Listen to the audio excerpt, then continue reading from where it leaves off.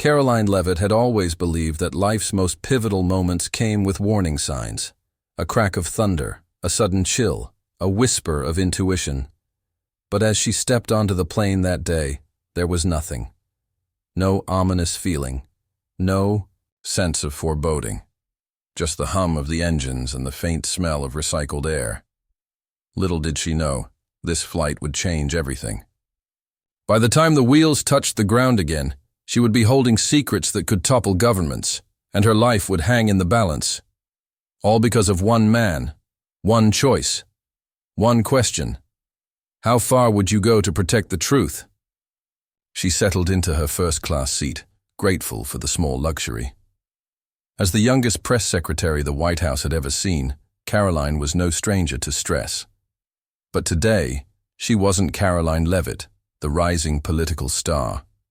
Today, she was just Karoline, the girl from Manchester, New Hampshire, who used to scoop ice cream at her parents' shop. For a few hours, she could pretend the weight of the world wasn't on her shoulders. She closed her eyes, trying to push away the endless to-do lists and looming press briefings. But just as she began to relax, a figure caught her attention. An elderly man shuffled down the aisle, his movements slow but deliberate. His worn jacket hung loosely on his frame, and a faded cap bearing the words World War II veteran sat atop his head. His face was etched with lines of hardship, and his eyes carried a weight that made Karoline's chest tighten. He was being directed toward economy class, and something about the sight stirred her. Without thinking, she stood up. "Excuse me," she said, her voice cutting through the low murmur of the cabin. The man turned, his eyes widening in surprise. "Please, take my seat. You deserve to be comfortable." The man hesitated, but Karoline's smile was genuine. He nodded gratefully, and as he settled into the first-class seat, Karoline made her way to economy. It was a small gesture, one she thought nothing of at the time. But that single act of kindness would unravel a chain of events she could never have anticipated. The plane's engines roared to life, and Karoline leaned back in her seat, trying to shake off the unease that had settled over her. She glanced out the window, watching as the ground disappeared beneath them. The flight attendant offered her a drink. But Karoline declined, her mind still preoccupied with the elderly man and the strange feeling he had left her with. She couldn't shake the thought that something was off, that this flight was anything but ordinary. Little did she know the real drama was just beginning. Karoline found her new seat in economy and glanced at the man sitting beside her. He was middle-aged, with a rumpled shirt and a nervous energy that made her uneasy. He leaned in close, his voice barely above a whisper. "Do you know who that man is?" he asked, nodding toward the elderly man now seated in first class. Karoline shook her head, her curiosity piqued. "Should I?" The man's eyes darted around before he spoke again. "That's Victor Hargrove. He's not just a veteran. He's a ghost, a legend. Some say he's a hero. Others say he's a traitor. But one thing's for sure, he's been off the grid for decades. No one knows why he's here now." Karoline's pulse quickened. "What do you mean?" The man lowered his voice even further. "Hargrove was a CIA operative during the Cold War. He disappeared in the 80s after a mission, went sideways. Some say he defected. Others think he was silenced. But if he's here, it means something big is about to go down." Before Karoline could respond, the plane jolted violently. The cabin lights flickered, and the sound of gasps filled the air. Turbulence? No, this felt different. The man beside her gripped his armrests, his face pale. Karoline's eyes darted to first class, where Hargrove sat, his expression unreadable, but his posture tense. Something was wrong. Very wrong. The plane shook again, and Karoline clutched her armrests, her heart pounding. She glanced at the man beside her, who was now muttering under his breath. "This isn't normal turbulence," he said, his voice trembling. "Something's happening." Caroline's mind raced. Was this connected to Hargrove? Was it a coincidence? Or was there something more sinister at play? She didn't have time to think before the plane lurched again, sending a wave of panic through the cabin. The flight attendants struggled to maintain their balance, and the captain's voice came over the intercom, urging everyone to remain calm. But Karoline could hear the tension in his voice, and it only made her more anxious. She glanced at Hargrove again, and this time their eyes met. For a brief moment, she thought she saw something in his gaze. A warning, perhaps, or a plea. But before she could decipher it, the moment was gone, and the plane shook once more, harder this time. Karoline's stomach churned, and she realized that whatever was happening, it was far from over. The turbulence grew worse, the plane shaking as if it were being tossed by an invisible hand. Passengers clutched their seats, and the flight attendants struggled to maintain their balance. Karoline's mind raced. Was this just bad weather, or was it connected to Hargrove? Her thoughts were interrupted by the sight of two men moving purposefully down the aisle. They wore suits, but something about them screamed, not ordinary passengers. They stopped at Hargrove's seat, and though Karoline couldn't hear their words, the tension was palpable. Hargrove stood, his movements slow but deliberate. The men flanked him, guiding him toward the front of the plane. As they passed, Karoline noticed something: Hargrove's bag, left behind under his seat. Her heart pounded as she reached for it, her fingers brushing against the worn leather. Inside, she found a sealed envelope stamped with an official government seal and a small flash drive. Her stomach churned. What had she just stumbled into? The plane shook again, and Karoline clutched the bag tightly, her mind racing. She glanced at the man beside her, who was now staring at her with wide eyes. "You shouldn't have taken that," he whispered, his voice filled with fear. "That bag, it's dangerous." Karoline's breath hitched. "What do you mean?" The man shook his head. "Just get rid of it, before it's too late." But Karoline couldn't bring herself to let go. Something about the bag, about Hargrove, about the entire situation, felt too important to ignore. She tucked the bag under her seat, her heart pounding as the plane continued to shake. The two men returned, their faces grim, and Karoline realized that whatever was happening, she was now a part of it.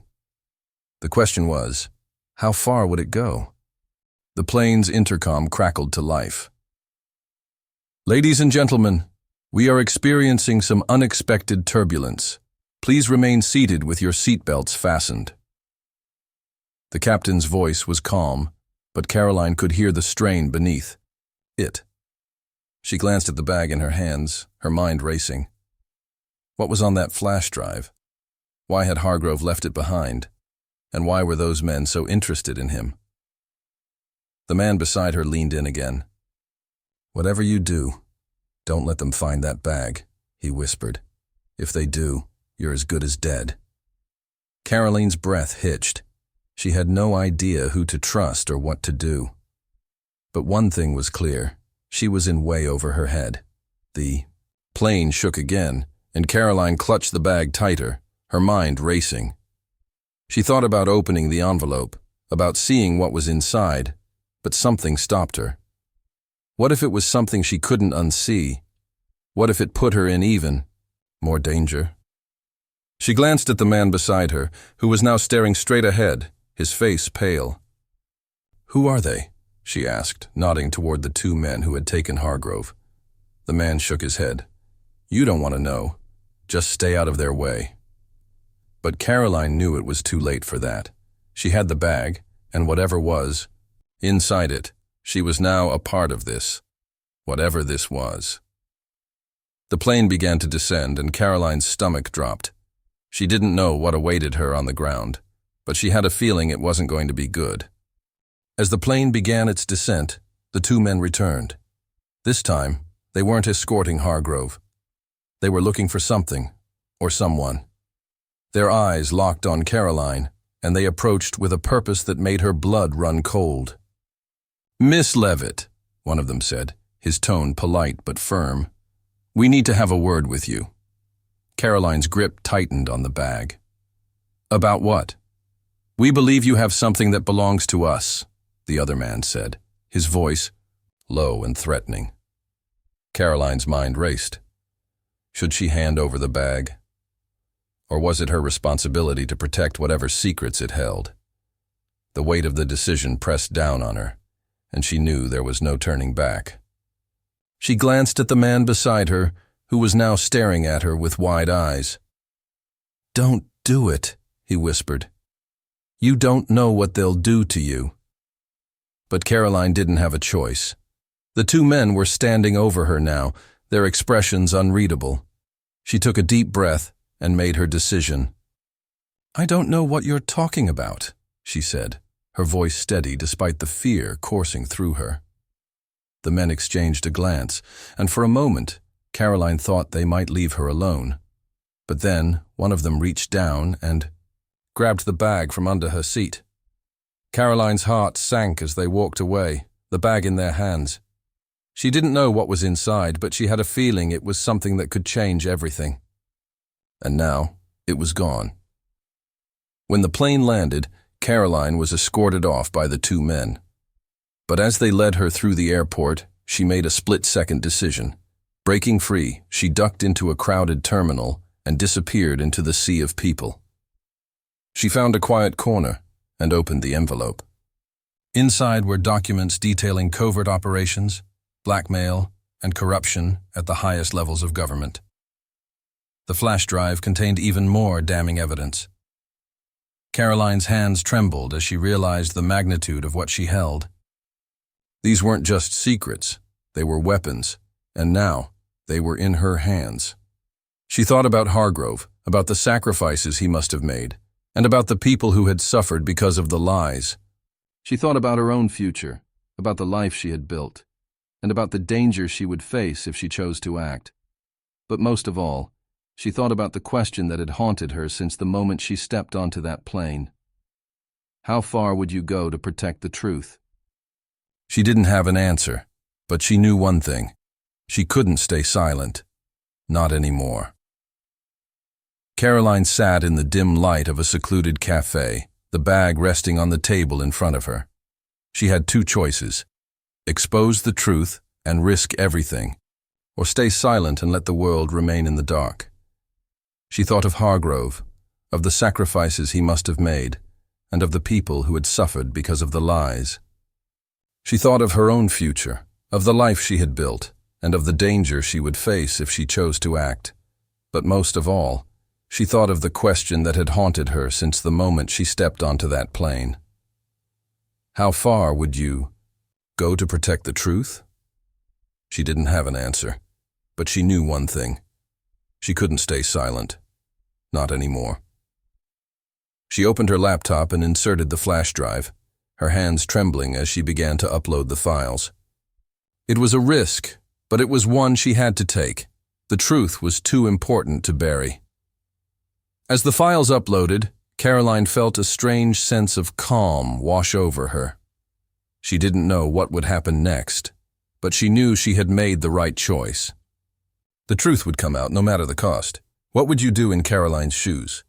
Would you risk everything to expose the truth? Or would you stay silent to protect yourself? Share your thoughts in the comments below. Would you have made the same choice? Let's discuss the power of truth, the cost of silence, and the weight of impossible decisions. Don't forget to share this story if it kept you on the edge of your seat.